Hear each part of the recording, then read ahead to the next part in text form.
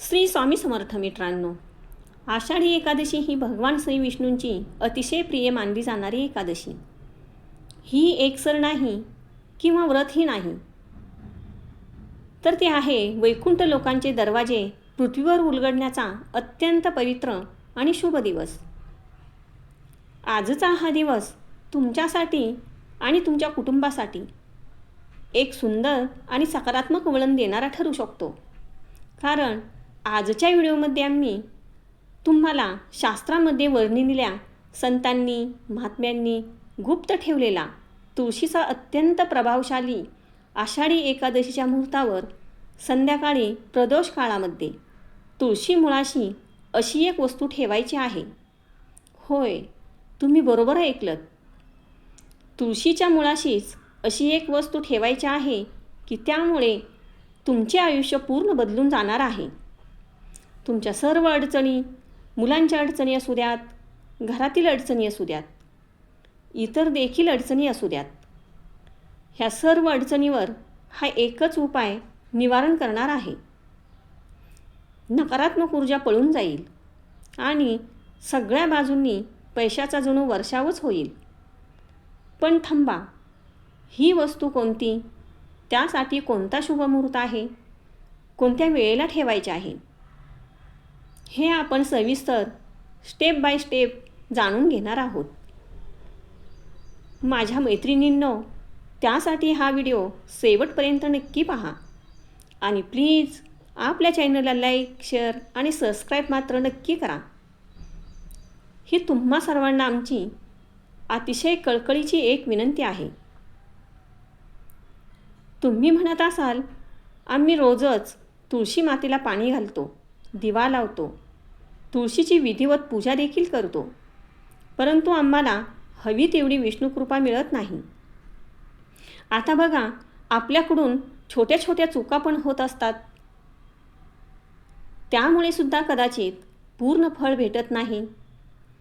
आपल्या शास्त्रांमध्ये असे काही तोडगे आहेत जे खूप प्रभावशाली आहेत, जे आपल्याला माहीत नसतात. तेच तोडगे आज आपण बघणार आहोत. आम्ही तुम्हाला आज असे 5 तोडगे अतिशय प्रभावी सांगणार आहे.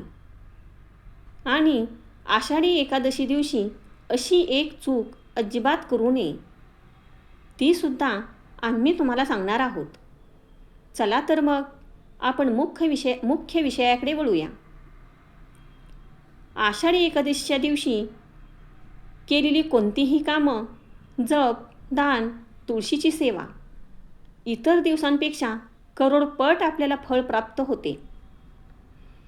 सनातन शास्त्र सांगते, तुळशीच्या मुळाशी अनेक तीर्थांचा वास असतो, जिथे साक्षात विष्णू आणि माता लक्ष्मी सतत विराजमान असतात. आणि केलेली विष्णूंच्या आणि तुळशीची पूजा कित्येक पटीने फळ मिळते. प्रथम आपण आंब्याच्या पानांचा उपाय पाहूया. उपाय 1. प्रथम आंब्याच्या झाडाची हळद, कुंकू, अक्षता आणि पाणी अर्पण करून साखरेचा नैवेद्य दाखवून पूजा करावी. त्यानंतर श्रद्धेने काही ताजी पाने घरी आणून मुख्य दरवाजावर तोरण बांधावे. या उपायामुळे घरात सकारात्मक ऊर्जा, सुख, शांती आणि मंगल वातावरण निर्माण होते. घरातील नकारात्मकता दूर होऊन समृद्धी आणि लक्ष्मीची कृपा देखील लाभते. उपाय नंबर 2. आषाढी एकादशीच्या संध्याकाळी शुद्ध तुपाचे 5 दिवे लावावेत. एक देवघरात ठेवायचा, तसेच एक तुळशीजवळ ठेवायचा आहे. एक तुळशीजवळ ठेवताना श्रद्धेने अक्षदा आणि फुलं अर्पण करून मग हा दिवा तुळशीजवळ ठेवायचा आहे. आणि तुळशीला 11 प्रदक्षिणा घालायच्या आहेत. एक मुख्य प्रवेशद्वाराजवळ ठेवायचा आहे आणि एक घराच्या अंगणात किंवा बाल्कनीमध्ये ठेवायचा. आणि एक स्वयंपाकघरात अन्नपूर्णा मातेला स्मरून ह्या उपायाने घरातील सात्विकता वाढते, अज्ञानरूपी अंधार दूर होतो, मनाला शांती मिळते आणि भगवान विष्णू आणि महालक्ष्मीची नक्कीच कृपा लाभते. उपाय 3. आषाढी एकादशीला तुळशीची पाने त्या दिवशी तोडली जात नाहीत. त्या दिवशी तुळशीला पाणी देखील अर्पण करायचे नसते, कारण त्या दिवशी तुळशी मातेचा निर्जल उपवास असतो. आषाढी एकादशी दिवशी आपल्याला तुळशीची पाने 7, 11 किंवा 20 लागणार आहेत. ही पाने आपण दशमीच्या दिवशी भक्तिभावाने तोडून स्वच्छ पाण्याने धुवून ठेवावीत. आषाढी एकादशीच्या दिवशी त्या पाण्यावर अष्टगंध मिश्रित केशरला छोटासा तिलक लावून भगवान श्री विष्णू, श्री विठ्ठल किंवा बाळकृष्णांना अर्पण करावीत आणि आपली इच्छा भगवान विष्णूंना सांगावी. वैष्णव परंपरेत तुळशी भगवान विष्णूंना अतिशय प्रिय मानली जाते. या अर्पणामुळे भक्ती दृढ होते, मनोकामना पूर्ण होण्यासाठी ईश्वराची कृपा मिळते, घरामध्ये सुख शांती नांदते आणि आध्यात्मिक पुण्याची प्राप्ती होते.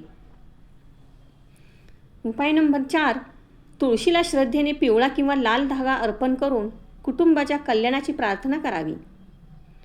कुटुंबात प्रेम, एकता आणि सौख्य वाढते. तसेच वैवाहिक जीवनात मंगल वातावरण राहते.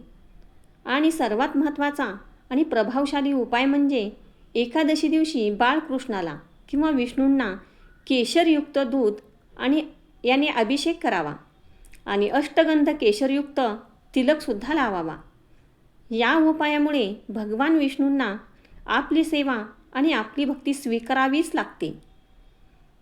त्याचप्रमाणे त्या दिवशी तुळशी मातेला देखील किमान 11 तरी प्रदक्षिणा घालाव्यात. ही सुद्धा भगवान विष्णूंना सेवा अतिशय प्रिय आहे. या दिवशी गाईला गूळ, चणा डाळ, पिवळी आठवणीने खाऊ घालावी. ही सेवा थेट श्री विष्णूंपर्यंत जवळ पोचते.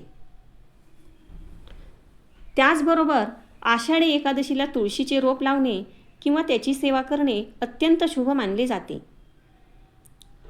घरामध्ये सात्विक वातावरण तयार राहते. तसेच शंखामध्ये स्वच्छ पाणी भरून त्यात एक तुळशीपत्र टाकावे आणि त्या पाण्याने श्री विष्णू किंवा श्री विठ्ठलाला अभिषेक करावा. हा देखील उपाय मनाची अस्थिरता कमी करतो, घरामध्ये सात्विकता वाढवतो आणि भगवान विष्णूंची विशेष कृपा आपल्याला लाभते. आता पुढील उपाय तुम्ही आषाढी एकादशी दिवशी प्रदोष काळामध्ये करावायचा आहे. थोडी हरभरा डाळ आणि एक हळदीची गाठ घ्या. हळदीची गाठ म्हणजे हळकुंड. पिवळ्या वस्त्रामध्ये घ्या आणि 1 रुपयाचे नाणे कापडात बांधून त्याला हळद कुंकुम अष्टगंध लावून त्याचबरोबर एक तुपाचे निरंजन तुळशी मुळाजवळ ठेवा. तुळशी मातेला प्रणाम करून पुढील मंत्र म्हणा. वृंदाये तुळशी दैवे प्रियाये केशवस्यच विष्णू भक्ती प्रदे देवी सत्यवस्ते नमो नमा. महाप्रसाद जननी सर्व सौभाग्यवर्धिनी आदि व्याधी हरा नित्यम तुळशीत्व मा नमस्तुते. असे तुळशी मातेला अर्पण करावे आणि मग ती दुसऱ्या दिवशी आणून आपल्या देवघरामध्ये ईशान्य कोपऱ्यात ठेवावे. बघा, तुम्हाला या उपायाचा छान अनुभव येईल. फक्त हा उपाय श्रद्धेने आणि विश्वासाने करायला हवा. यामुळे अन्नधान्याची कमतरता अजिबात भासणार नाही आणि सुख समृद्धी तर वाढणारच. तुम्हाला माहिती आहे का, तुळशीसमोर बसून किमान 108 वेळा रामकृष्ण हरी किंवा ओम नमो भगवते वासुदेवाय नमः हा जप करून दूध हळद मिश्रित साखर अर्पण केल्यानंतर मनाला शांती मिळते, भक्ती वाढते आणि जीवनात सकारात्मकता देखील निर्माण होते. मित्रांनो, आषाढी एकादशी म्हणजे वर्षातील एकच असा दिवस ज्या दिवशी तुम्ही श्रद्धेने, भक्तीने, सात्विकतेने नामस्मरण आणि हे सांगितलेले उपाय केल्यास भगवान श्री विठ्ठल आणि श्री विष्णूंची कृपा लाभतेच आणि जेथे विष्णू तेथे लक्ष्मीला यावेच लागते.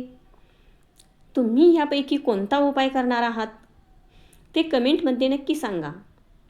हा व्हिडिओ आवडला असेल तर लाईक करा, आपल्या मित्रपरिवारांना शेअर करा आणि अशाच धार्मिक व शास्त्र आधारित माहितीसाठी आपल्या चॅनलला नक्की सबस्क्राईब करा. रामकृष्ण हरी. पुन्हा एकदा मनापासून धन्यवाद. श्री स्वामी समर्थ.